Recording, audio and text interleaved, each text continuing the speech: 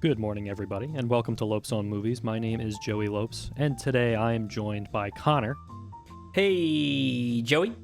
and that's it.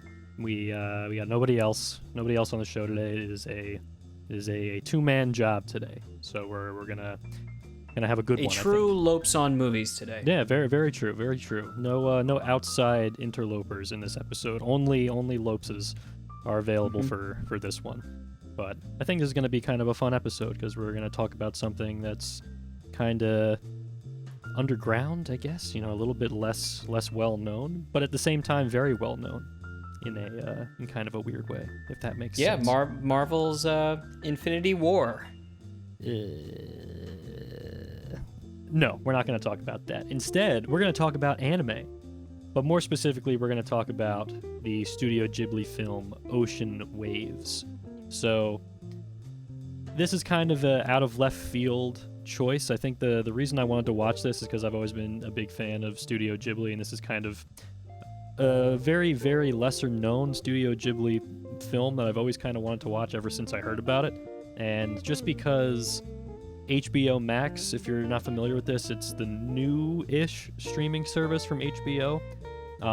They acquired all of the Studio Ghibli collection, so pretty much every Studio Ghibli film, except for like a small handful, you can watch on HBO Max, which you automatically have if you have an HBO subscription, by the way. It's just kind of confusing who has HBO Max and who doesn't have it. I don't think they did a very good job explaining what the service was or who has access to the service, but it's actually a pretty... Yes, the rollout was very confusing. It was extremely confusing, yes, but outside of the interface, which I think is kind of like ugly. I mean, like every time you boot it up, you're greeted with like, you know, here, watch The Big Bang Theory. You know, just like a bunch of, you know, the most obvious things. But it actually has a very substantial collection of interesting things if you dig around to find them, which includes like, you know, like Turner Classic Movies collection. It has the entire like Cartoon Network backlogs, or not the entire thing, but a lot of it. So you know, if you're nostalgic for old '90s cartoons like Dexter's Lab, and you know, or Looney Tunes, also it has the entire Looney Tunes collection on there. I mean the entire thing. Like it's kind of hard to navigate, but you can find pretty much any Bugs Bunny cartoon you ever wanted to watch. So it's actually a pretty substantial service.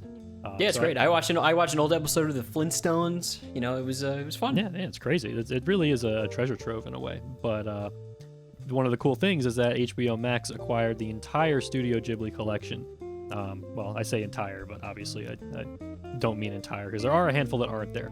But most of them are there. So, you know, if you're familiar with Studio Ghibli and are interested in watching their movies but don't own any of them, this is a great way to do it. I feel like most people, even people that aren't very familiar with like anime or anime movies at all, are kind of familiar with Studio Ghibli. Like Hayao Miyazaki is kind of the one anime film director that people are aware of. Would you say that makes sense, Connor? I absolutely would. Yeah, even the one that I remember the other anime film that we reviewed this year was kind of inspired by Studio Ghibli, right? Yeah, it all comes from Studio Ghibli. I know that they were re-putting them back in theaters, back when you could go to theaters somewhat recently and replaying them. Mm-hmm. Yeah, like I know it's really come to the West pretty well.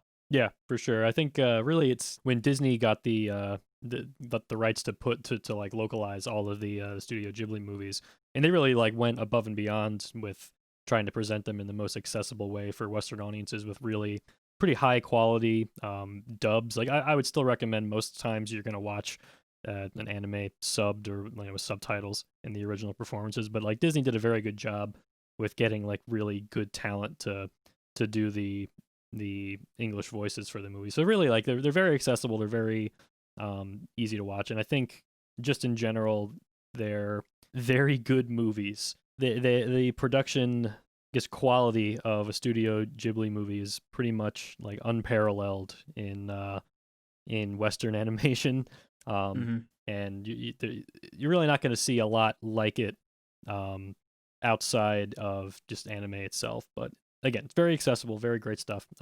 Just a little bit about Studio Ghibli, just to kind of get into what we're talking about today, which is this movie Ocean Waves. So this is, of course, the animation studio. It was founded by Hayao Miyazaki and Isao Takahata.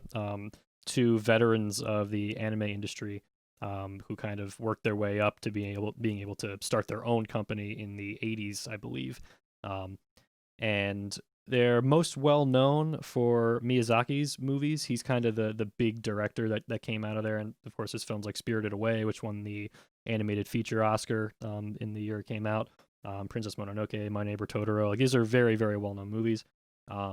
But it's not just Hayao Miyazaki who would make movies for Studio Ghibli. There's also the co-founder, Isao Takahata. He made a lot of less seen movies, especially in the West, but still very, very highly regarded and very unique movies like Grave of the Fireflies and Only Yesterday. Most recently, The Tale of Princess Kaguya. And his movies tend to be more kind of slice of life, realistic. They're grounded in a like more realistic setting than the more fantastical kind of fantasy settings of Miyazaki's movies. The Japanese animation industry runs the gamut of all genres. It's really a wonderful thing, and you'll learn a lot about storytelling through animation by kind of indulging a little bit in this overseas animation.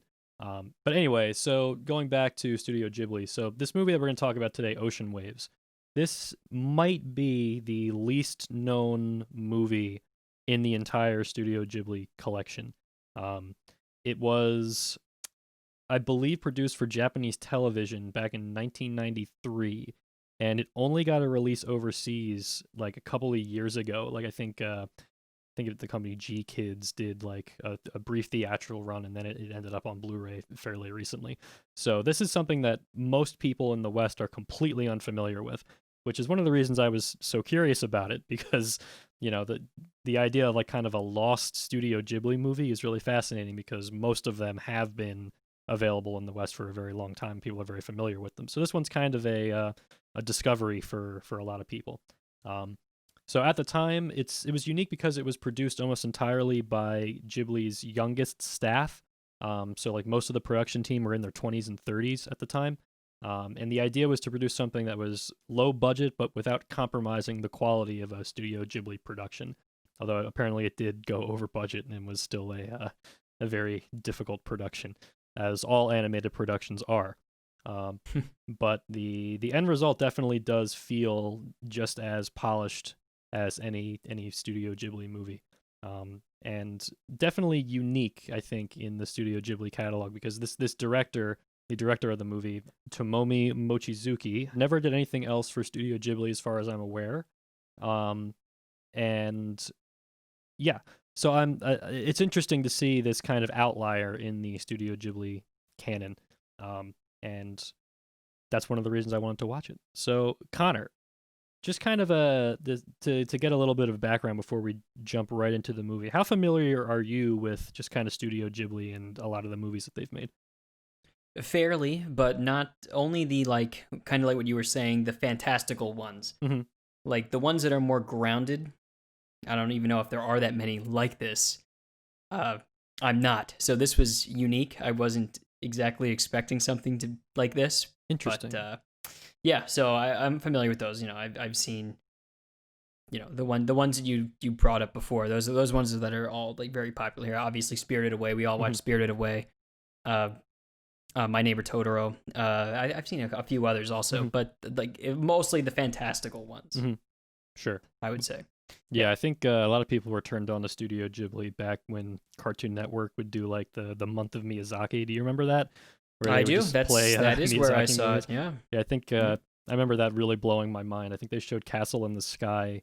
Yes, I saw that one also. That's another one. Fantastical, really good, but different than this, obviously. Yes, completely different. So I think that this is the kind of thing that, like I said, while Miyazaki is definitely the most well-known director, there's plenty of other people that have made movies for Studio Ghibli, and a lot of them are more grounded in reality, like especially like Takahata's movies, like Only Yesterday and things like that. So I kind of knew what I was getting into a little bit with this, and I would really highly recommend that people check out those movies, because they kind of open up your mind a little bit to what animation is capable of, because they're not fantastical, because they're not like what you typically expect from an animated movie.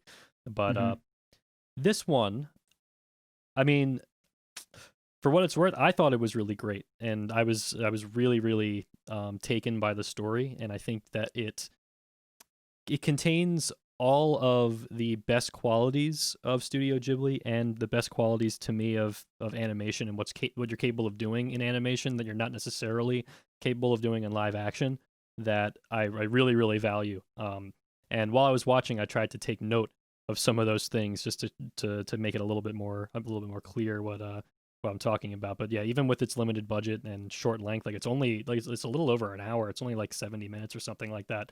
Um, it feels like a very dense story that it's quaint but very moving, and I think there's some interesting elements to it. So, kind of, what did you think? Yeah, I agree. It's excellent. Are you gonna do like a description of it and then we go into it, or how do you want to introduce this? Yeah, sure. I mean, the basic premise of the movie is we follow this high school aged um kid. His name is Taku, and he is a senior, or I think he's part of the movie he's a junior, part of the movie he's a senior. The idea is that he's approaching graduation. He has a best friend, Yutaka, and they kind of have a little bit of a love triangle with a transfer student that comes to the school named Rikako.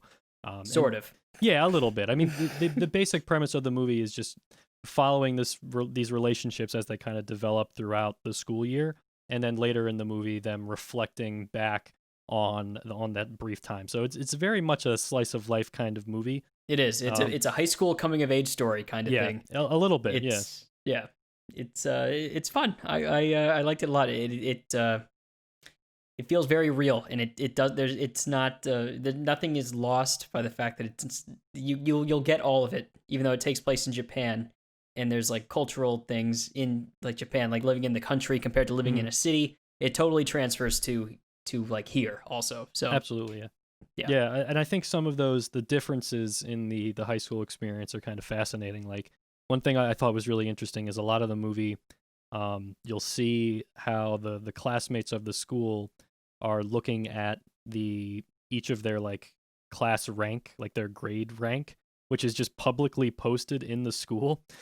Right. Which I think is That was fascinating because that's nothing like that would ever take place here.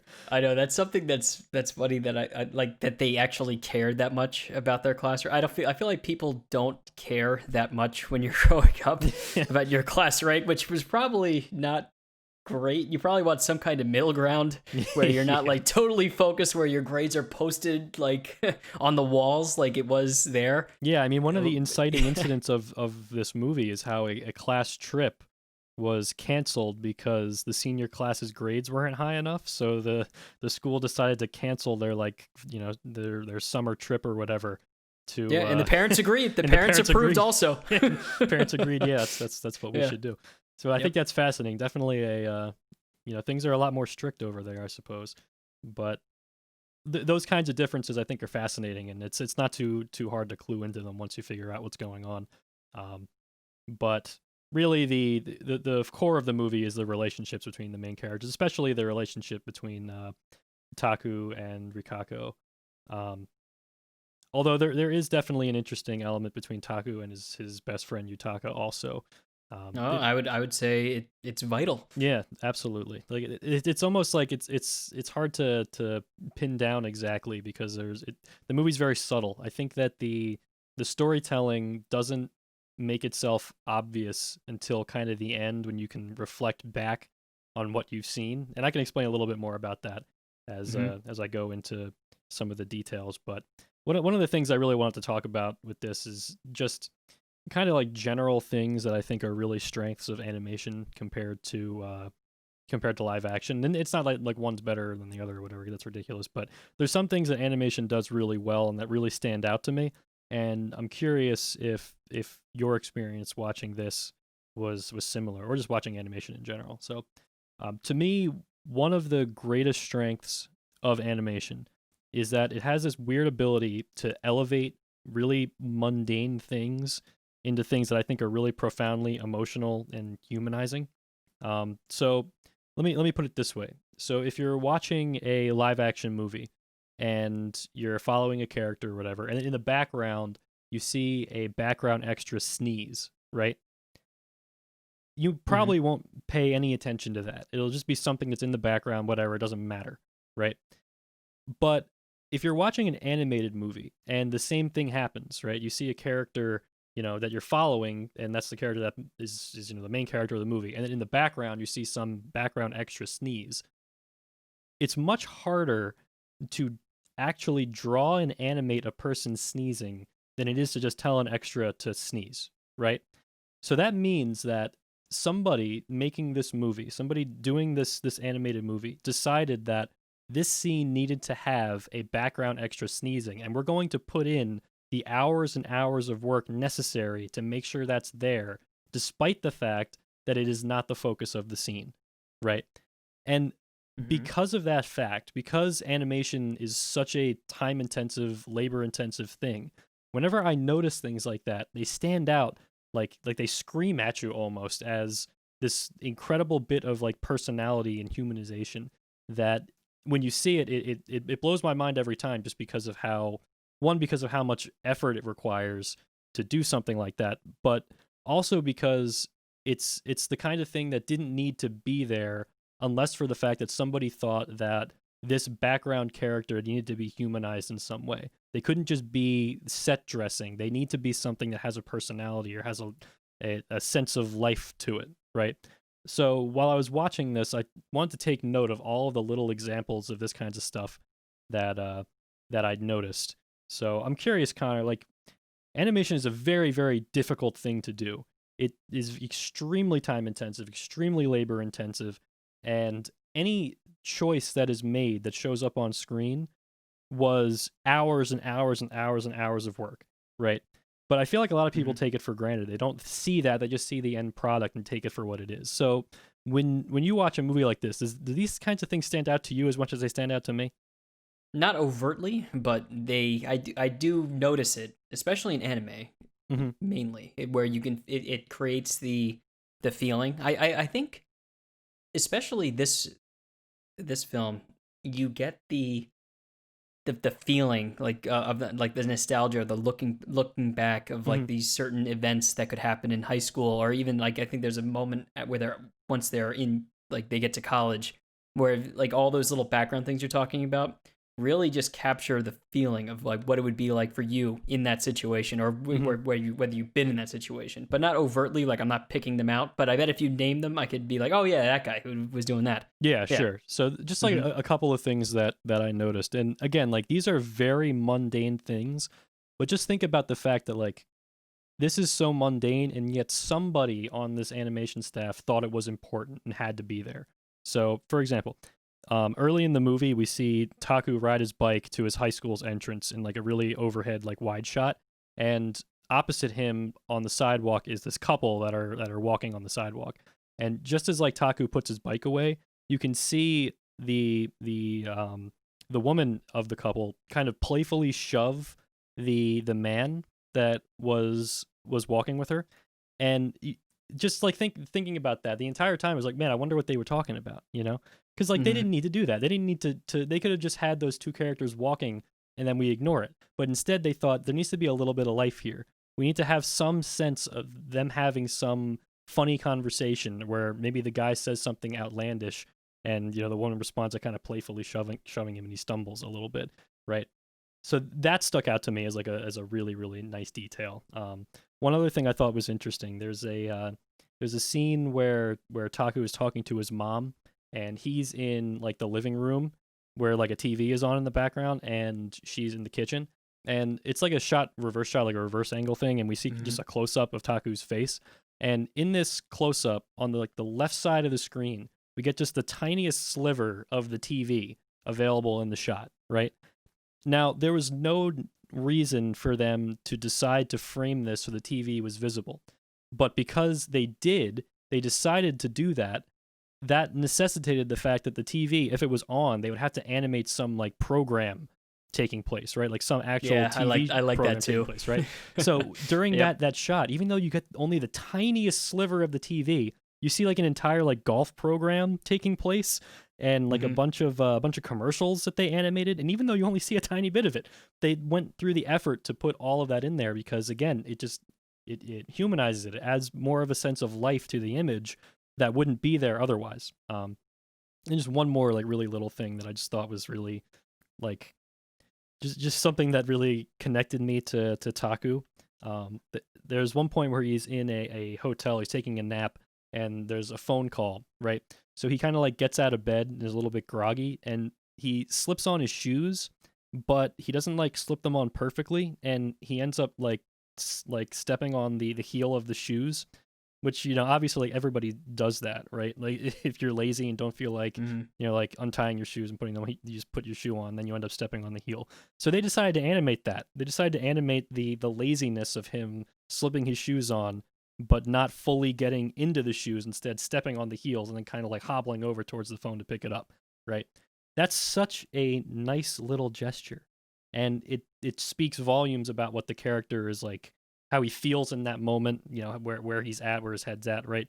And again, it's all of these little things add up. In a weird way, it makes, or rather, it more easily sells the illusion that every person that we see on screen has some kind of inner life that, you know, we may not be following like an extra, we're following a particular set of characters in the movie, but those background extras feel more alive because we're more aware of their humanity through those little gestures. So I don't know if that like perfectly makes sense, but it's something that just like really like fascinates me, and I love to talk about. Yeah, no, it's cool. It happens. They do it in anime all the time. Yeah, because they put a lot of effort into that for the feeling too. I like I said, and because what that does is it creates the feeling that you actually just watch something that's impactful when they do all that. They put all that extra effort into it. So in terms of just the story itself, really like it's kind of a love story, but it's kind of not. It's a little bit cagey about what it is until the end, and I think that's something that I really appreciate about it. I think just the thing I like the most about the movie is just how subtle it is in portraying the way the characters' relationship develops over time. Because unlike, say, like we watched that movie Weathering with You, the Makoto Shinkai movie. Right, that's what I meant. Yeah. Right. That movie has very grand, sweeping, romantic gestures. Very, very overly sentimental. Not necessarily in a bad way. It has its own texture, but that's what that is, and that's sort of what you tend to expect a little bit more from just love stories in general. But what this does is a lot different, where it portrays romance as something that you're not really aware of until you think back on it in hindsight, right? And I don't want to like spoil the ending in case you do decide to watch this movie, but I thought that was really, really touching, because that reminded me more of what falling in love actually kind of feels like. Because it's not something that's just like you click a switch and then, you know, bam, there it is, and then you're, you know, instantly making these crazy romantic gestures, right? It's something that very, very gradually dawns upon you over time, and sometimes only in hindsight. So that really and at the same time, it also captures what it means to actually be really close friends with somebody. Absolutely, yeah. You know, and I think that works like together. If you have to watch it to understand what that means, but this captures like the high school experience, and also just like the way your adolescence goes, like the way your feelings develop, kind of, and your loyalty also. Yeah, for sure. If that right, so that's what I thought this did a great job. And what's cool that you said in your explanation is that this was done by people who were very young. Mm-hmm. So they might have experienced this kind of thing very recently. Like if it was people in their 20s and 30s, like this is still fairly fresh. Sure. It's not someone writing a script about this, because the feeling of like being someone in high school, and the I guess the title Ocean Waves kind of goes with the idea that when you're that young, the way your relationships work and your feelings, your thoughts are kind of go like sporadically, you know, and they develop as they go. They kind of move like waves, or you're one way one day, or one way another way another day. You know what I mean? Yeah. I think that's that's what I gathered from the title, at least. No, but, for sure. Yeah, I think it's definitely the friendship and the relationship stuff is definitely the stuff that stuck out the most for this. It's very, very nice. It also made me my high school like 10-year reunion would have been this year if we did that Oh, kind of right. thing. But obviously nothing like that ever got Yeah. planned or scheduled because of, this year. Mm-hmm. But it made me like, especially the scene towards the end where they're kind of, the whole class is getting back together. Yeah. Right? It made me like wonder, that'd be great. And this is how it would be. Yeah. It would be nice to see everybody after you kind of went through that experience and you kind of like why you did that. And then you kind of get like a retelling from a different perspective Mm-hmm. of now that you're older and a little more mature. I mean, these kids are, when they meet back up, they're just finishing their first year of college, I think. Mm-hmm. But it's still like the same kind of thing. It makes you want to like experience that kind of thing, or that you would like, it would feel very relatable and very real. I think so it's just a very good job. For sure. And I would be remiss if I didn't mention the music. I looked up the composer of this, and apparently he hasn't done that much. Like I only found one other composing credit for anything beyond this movie.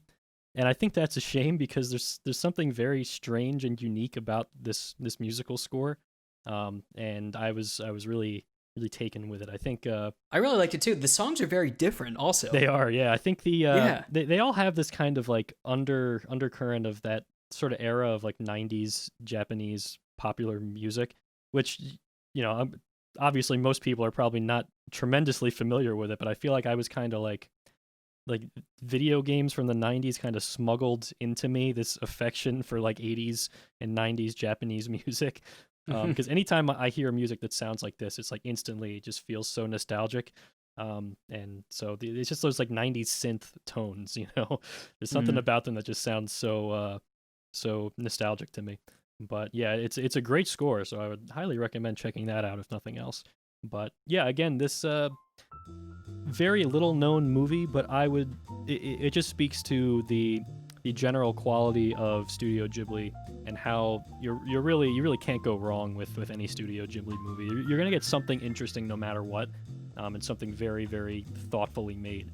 So I would strongly recommend that people check this out. But also, if you have access to HBO Max or whatever, you have access to so much of the Studio Ghibli collection, and really you can't go wrong with any of them. And if you haven't seen any, like maybe start with like My Neighbor Totoro or Spirited Away or something. But at the same time, like every single one of the movies is a gem, and I'd highly recommend checking out pretty much any of them.